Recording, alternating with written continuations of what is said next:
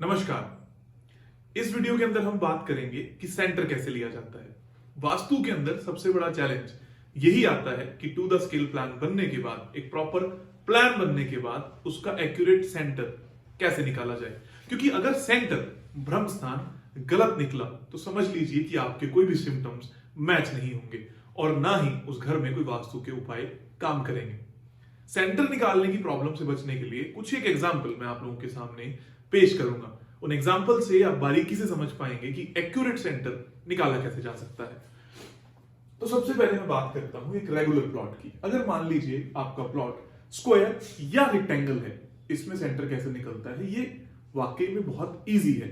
यहां पर ज्यादातर लोग नहीं फंसते, लेकिन फिर भी समझने के लिए पहला स्टेप रेगुलर प्लॉट लेने जरूरी है। तो मैंने ये वाला प्लॉट लिया। इस प्लॉट के अंदर हम ये जो चार कॉर्नर्स होते हैं, इनकी सहायता से हम इसमें एक लाइन बना लेते हैं, कि क्रॉस लाइन बना लेते हैं। टेंटेटिव बन रही है अभी, पर आपको स्केल से ये लाइन बनानी होती है। जैसे ही ये जहां पर डायगोनली मैच होती हैं, तो ये जो पॉइंट निकल के आता है इसको हम सेंटर कहते हैं। जो एग्जैक्ट बिंदु निकल के आया इसको हम सेंटर कहते हैं। ये हमारा इस प्लॉट का सेंटर हुआ। सेम वैसे ही अगर मैं बात करता हूं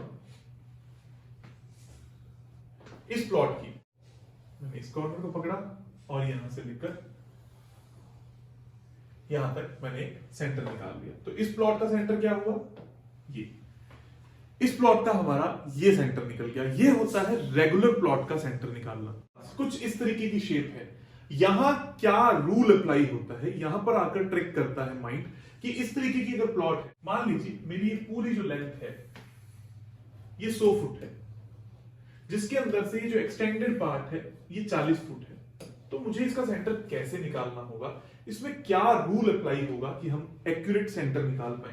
पहला रूल होता है कि आप ऑटोकैड का मास ग्रेविटी सेंटर यहां पर ले सकें। अगर आप वो लेते हैं तो सबसे एक्यूरेटली काम करता है, सिम्टम्स ही मैच होते हैं।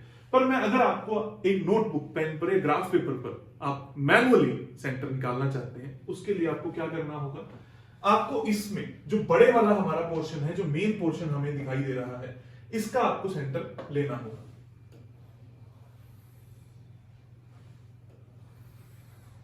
मैंने कुछ लोगों को करते हुए देखा है कि वो अक्सर एक बहुत बड़ी गलती कर देते हैं कि वो सेंटर लेने के लिए इस वाली लाइन को यहां ले जाते हैं। ये एक बहुत बड़ी मिस्टेक है। हमें ऐसा कभी भी नहीं करना है। हमें हमेशा एक रेगुलर का सेंटर लेना है। इसके ऊपर आपको शक्ति चक्र, आपको ग्रिड लगाकर चेक करना है कि आपके सिम्टम मैच हुए या नहीं हुए। जो लोग यहां पर नहीं जानते शक्ति चक्र या ग्रिड क्या होता है, वो आगे आने वाली वीडियोस में बखूबी जान पाएंगे, और कैसे 16 दिशाओं में इक्वल विभाजन किया जाता है ताकि आप वास्तु सीख पाए, ये भी हम देख पाएंगे। लेकिन अभी के लिए सेंटर निकालना इंपॉर्टेंट है। इस पे अगर सिम्टम मैच नहीं होते तो हमें क्या करना होता है, हमें यहां एक सेंटर और निकालना होता है, और इन दोनों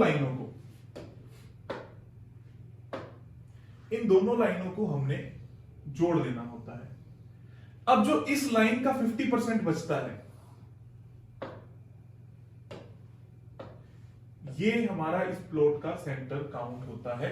ना ही ये हमारा सेंटर काउंट होगा, ना ही ये हमारा सेंटर काउंट होगा। इस केस में, जिस केस में कहीं 50-50 का सा रेशियो आपको एल शेप में दिखाई देता है, जब आप इस सेंटर पे काम करेंगे तो 99% आपके सिम्टम्स मैच होंगे ही। ये है सबसे आसान, सबसे सही तरीका सिम्टम्स को मैच करने का। अब मैं बात करता हूं कुछ इस तरीके के प्लॉट की। यहां से लेकर यहां तक 100 फुट मान लूं, तो ये आपको बखूबी दिखाई दे रहा होगा कि ये जो हमारा पोर्शन है इसमें लगभग 60 फीट खाली है और 31 फीट के आसपास जो है वो एक्सटेंडेड है यहां से।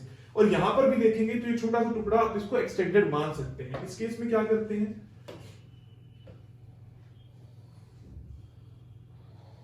हम इस पोर्शन को अलग छोड़ देते हैं, सेंटर के लिए काउंट नहीं करते। हम सेंटर के लिए सिर्फ यही वाला पोर्शन काउंट करते हैं और सारे सिम्टम्स को मैच करते हैं। ये वाला पोर्शन सेंटर के लिए काउंट नहीं हो रहा। कुछ लोगों को मैंने ये भी देखा है कंफ्यूज होते हुए कि सर सेंटर में नहीं लिया, इसका क्या मतलब है, क्या अब वो हमारे घर का पार्ट नहीं? ऐसा कभी भी नहीं होता। जो भी दिशा यहां पर आएगी, वो यहां पर जो भी एक्टिविटी हो रही है वो घर की एक्टिविटी इस नक्शे के अंदर मानी जाती है। और ये वाला पोर्शन सिर्फ एक्सटेंशन में, जब हम आगे बार चार्ट सीखेंगे तो बार चार्ट के अंदर आपको ये समझ में आएगा कि इसको एक्सटेंशन के अंदर कैसे काउंट किया जाता है, पर सेंटर निकालने का तरीका यही है। अब मैं बात करता हूं कुछ इस तरीके के प्लॉट की। ये जो प्लॉट है इसमें आप लोग देख सकते हैं कि जो कट पोर्शन है बहुत कम है। इसके लिए हम क्या करते हैं, हाइपोथेटिकल सिचुएशन में हम मान लेते हैं कि हमारे घर की जो बाउंड्री है वो कुछ यहां तक है, सिर्फ हम ये मान रहे हैं, और उस मान में हम सेंटर निकालने के लिए कुछ इस तरीके का इस्तेमाल करेंगे और ये हमारा सेंटर निकल के आएगा। सारी वर्किंग इस सेंटर पे होगी, इसको हम कट पोर्शन के तरीके से मानेंगे। आगे आने वाले बार चार्ट के टॉपिक में आप लोगों को यह समझ में आएगा कि कट पोर्शन जो है उसको फिर कैसे कैलकुलेट किया जा सकता है, पर सेंटर निकालने के लिए यही एक तरीका है। इसका मैं सेंटर कैसे लूं, बड़ा ही इरेगुलर टाइप का नक्शा है, इसमें यहां पर भी कुछ कट है, यहां पर भी कुछ कट है। इसमें क्या करेंगे, यहां पर एक हाइपोथेटिकल वॉल मान लेंगे और सेम क्या करेंगे, यहां पर एक हाइपोथेटिकल वॉल मान लेंगे, क्योंकि दोनों ही पोर्शन कट के आसपास हैं, दोनों ही पोर्शन कट माने जा सकते हैं। और फिर इसका सेंटर निकाल लेंगे, ये इस घर का सेंटर कैलकुलेट होगा और फिर हम इस पे अपनी वर्किंग स्टार्ट करेंगे। अब मैं बात करता हूं एक और इरेगुलर शेप प्लॉट की, जो कि बहुत ही ज्यादा इरेगुलर है, जिसके सेंटर निकालने से आपको जरूर समझ में आएगा कि अलग अलग तरीके के सेंटर कैसे निकाले जाते हैं। तो सबसे पहले मैं उस नक्शे को निकाल देता हूं। यह नक्शा आप लोगों के सामने आया। सबसे पहले हमने इस वॉल डिवाइड कर लेना है, क्योंकि ये यहां से भी कट है, यहां से भी कट है। तो ये अगर मेरा पोर्शन 10 फुट है, मान लीजिए ये यहां से लेकर यहां तक 10 फुट है, तो मैंने 5 फुट पर इसको डिवाइड कर लिया और एक लाइन बना दी, और ये सेंटर मैंने मार्क किया। इस घर के अंदर ये वाला सेंटर काम करेगा। जब भी ऐसा एक्सटेंशन वाला केस आपके सामने आता है तो उस एक्सटेंशन को बढ़ाकर जितने भी फिट्स वो बढ़ा हुआ है उसके इक्वल 2 पार्ट किए और फिर उसका सेंटर निकाल दिया, और यहीं पर सारे सिम्टम्स मैच होते हैं। इसी तरीके की बहुत सारी छोटी छोटी वीडियोस लेकर अलग अलग सेंटर्स, ग्रिडिंग, डिग्री कैसे लेनी है और पूरा वास्तु क्या होता है मैं लेकर आता रहूंगा। आप लोग बने रहिए, वीडियोस देखते रहिए और खुद घर बैठे एंजॉय करते रहिए और वास्तु सीखते रहिए। बहुत बहुत धन्यवाद।